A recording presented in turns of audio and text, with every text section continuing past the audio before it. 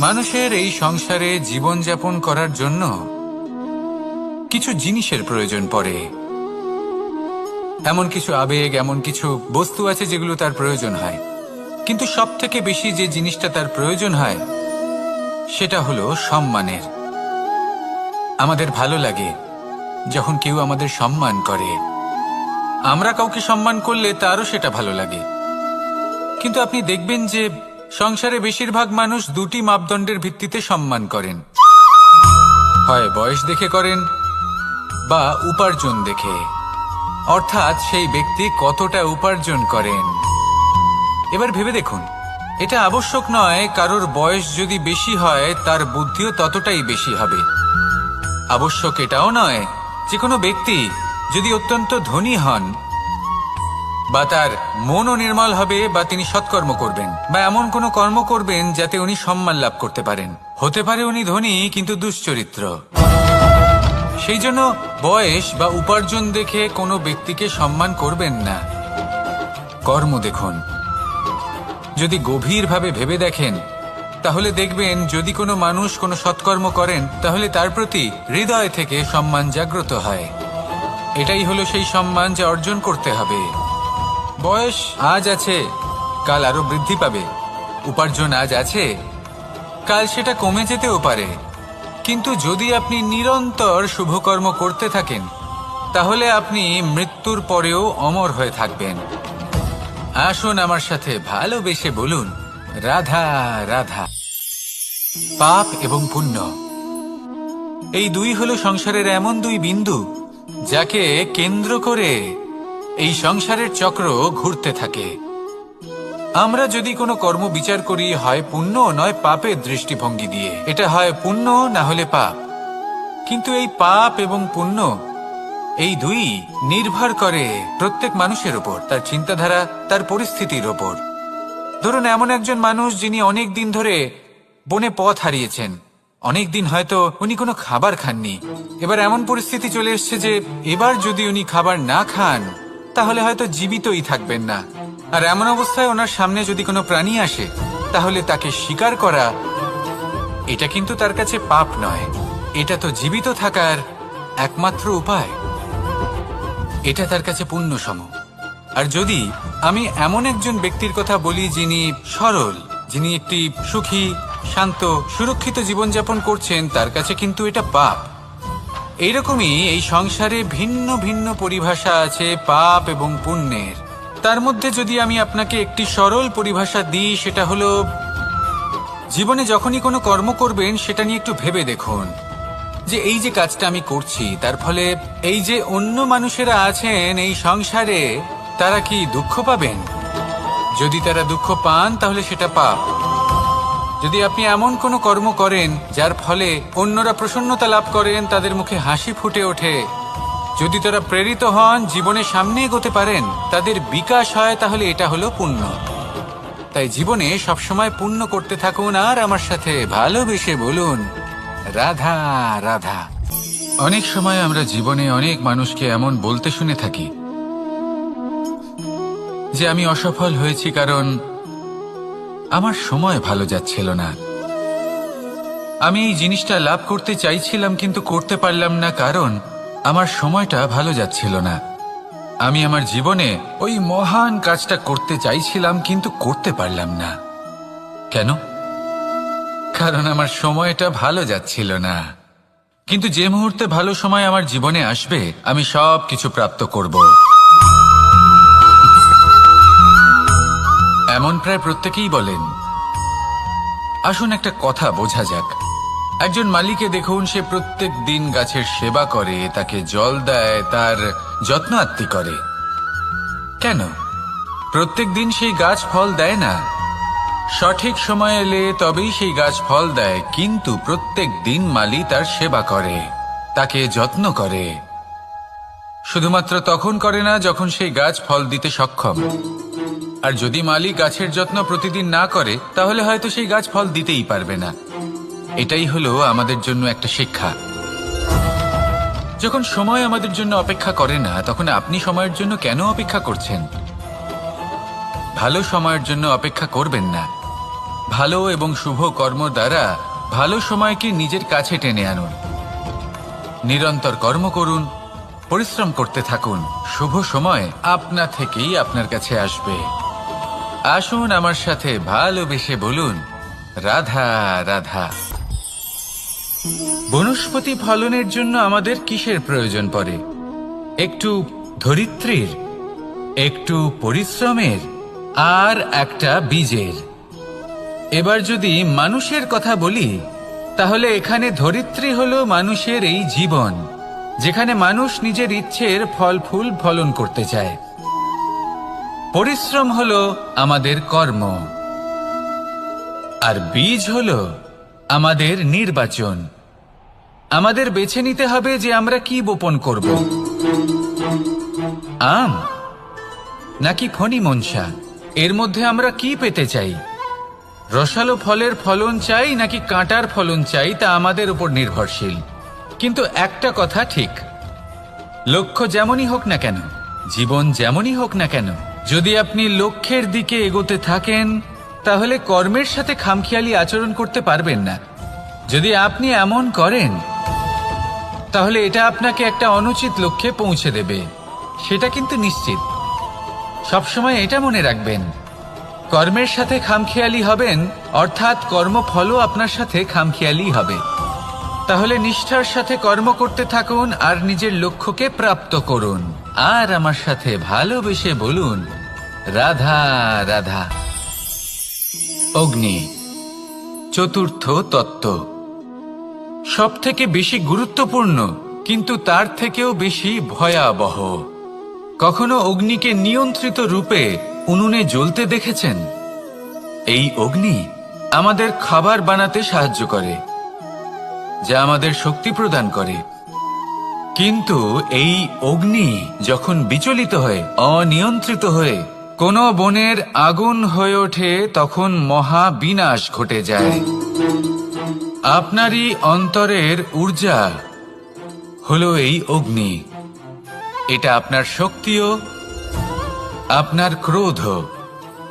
একে ব্যবহার কিভাবে করবেন তা আপনারই হাতে। যদি কোনো ব্যক্তি নিজের অন্তরের এই ঊর্জাকে ব্যবহার করেন শক্তির রূপে, তাহলে সে বিকাশ ঘটাতে পারে, নির্মাণ ঘটাতে পারে। কিন্তু যদি কোনো ব্যক্তি তার অন্তরের ঊর্জাকে বিধ্বংসী অস্ত্র বানিয়ে ফেলেন, তাহলে নিশ্চিত রূপে মহা বিনাশ ঘটতে পারে, যাতে বিনাশ তারও অবশ্যই হবে। অনেক বছর পূর্বে এমনই এক আগুনের দ্বারা এই সুন্দর পৃথিবীর নির্মাণ হয়েছিল। আর অনেক বছর পূর্বে এমন এক আগুনেই সমস্ত জীব এবং সংসার বিলুপ্ত হয়ে গেছিল। এবার আপনি আপনার অন্তরের ঊর্জা দ্বারা বিনাশ ঘটাতে চান নাকি নির্মাণ ঘটাতে চান, সেই সিদ্ধান্ত আপনারই। আসুন আমার সাথে ভালোবেসে বলুন, রাধা রাধা। কখনো কখনো এমন হয়, আমরা আমাদের বাড়ির উঠোনে বীজ বপন করি, আর তা বিকশিত হয় একটা সুন্দর বৃক্ষে। তার শাখাগুলি প্রতিবেশীর বাড়ি পর্যন্ত পৌঁছয়।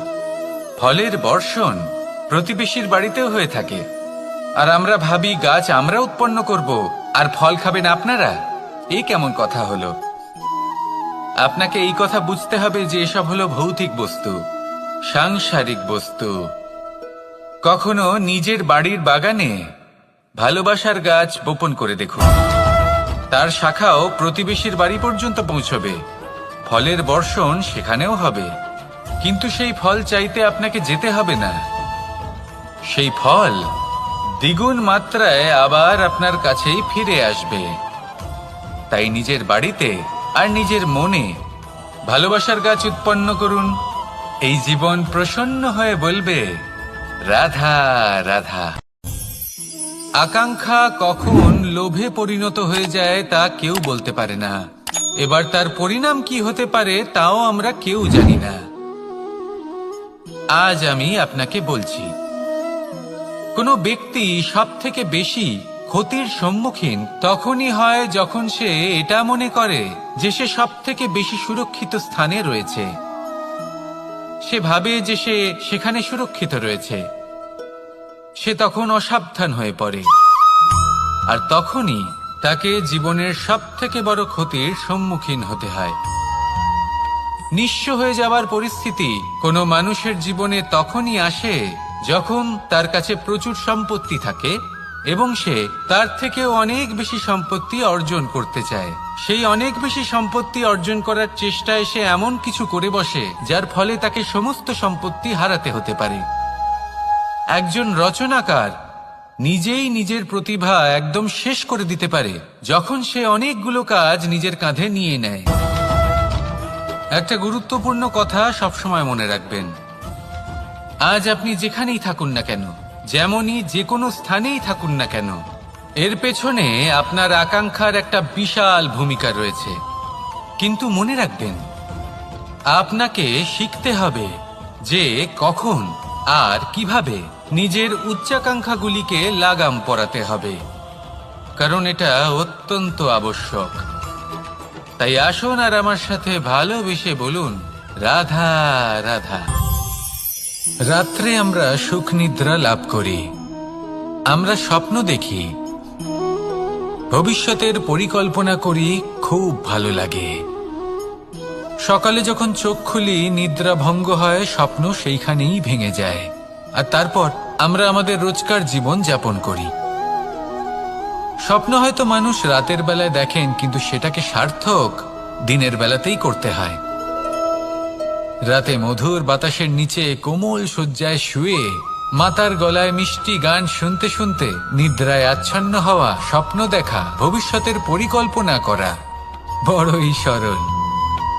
কিন্তু সকালবেলায় সময় মতো উঠে সূর্যের তাপ সহ্য করে, সেই উষ্ণতা সহ্য করে সর্বাঙ্গ ঘেমে গিয়ে নিজের পথ খুঁজে বের করা, সেই পথে অগ্রসর হওয়া, বাধা বিপত্তি এসবের সম্মুখীন হওয়া, আর তারপর লক্ষ্য লাভ করা, এগুলো কঠিন কাজ।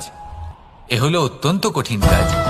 যদি আপনি চান যে স্বপ্ন আপনি দেখেছেন তা সত্যি হোক, তাহলে দিনের বেলায় আপনাকে বেরিয়ে কর্ম করতেই হবে, পরিশ্রম করতেই হবে।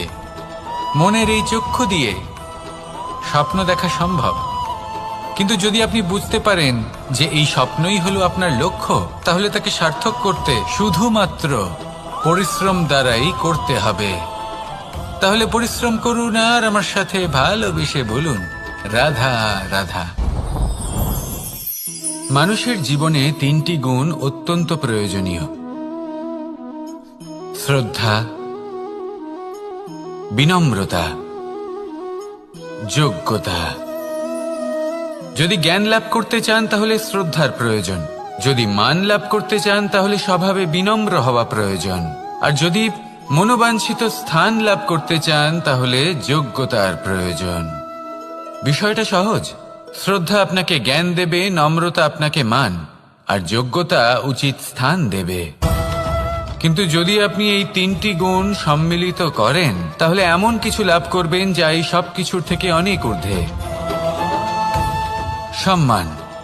আর এ হলো সেই সম্মান যা প্রত্যেক মানুষের নিজের জীবনে লাভ করতে চেষ্টা করা উচিত, কারণ এই হলো সেই সম্মান যার কারণে আপনি চলে যাওয়ার পরেও এই সংসার আপনাকে ভালোবাসবে আর মনে রাখবে। আসুন আমার সাথে ভালোবেসে বলুন, রাধা রাধা।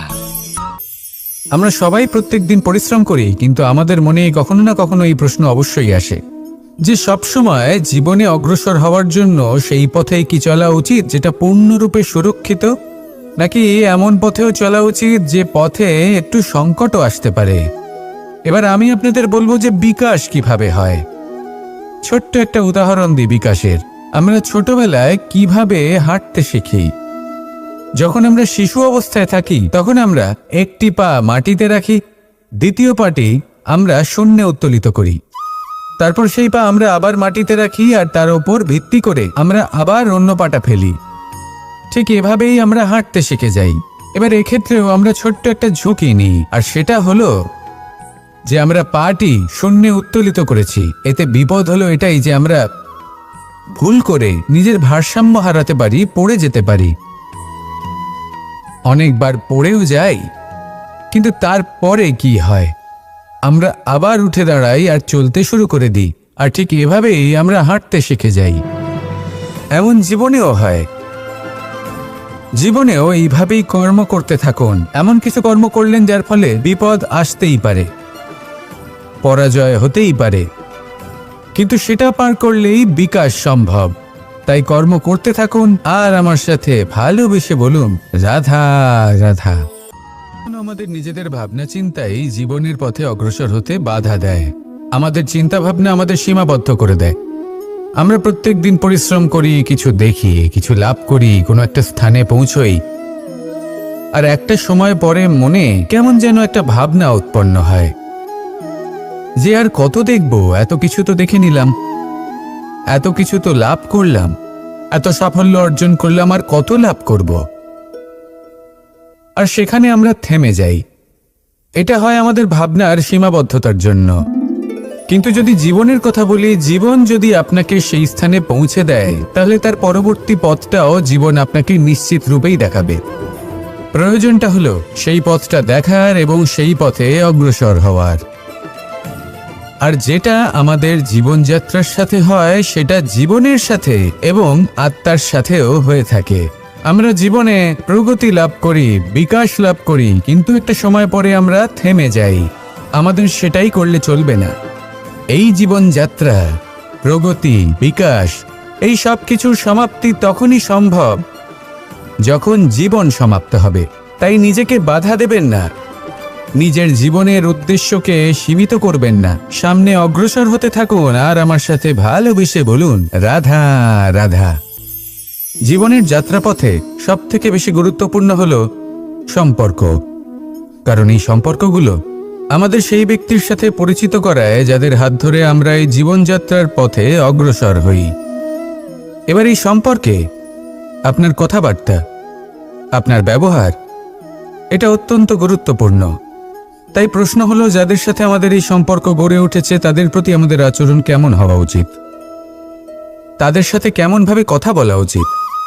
এর একটা বড়ই সহজ উত্তর আছে, দর্পণ। আপনি নিজেকে যেভাবে দর্পণে দেখেন, সেভাবেই দর্পণের দিকে তাকান এবং কল্পনা করুন যে আপনার স্থানে সেই ব্যক্তি আছে আর সে আপনাকে দেখছে। এবার বুঝতে চেষ্টা করুন যে আপনার কেমন ব্যবহার হওয়া উচিত, তার আপনার ব্যবহার কেমন হলে ভালো লাগবে আর কেমন হলে তার অনুচিত বোধ হবে। শুধু এইভাবেই সেই ব্যক্তিকে বুঝতে চেষ্টা করুন। কখনো কোনো মানুষের ভালোবাসার প্রয়োজন হয়, কখনো পথপ্রদর্শনের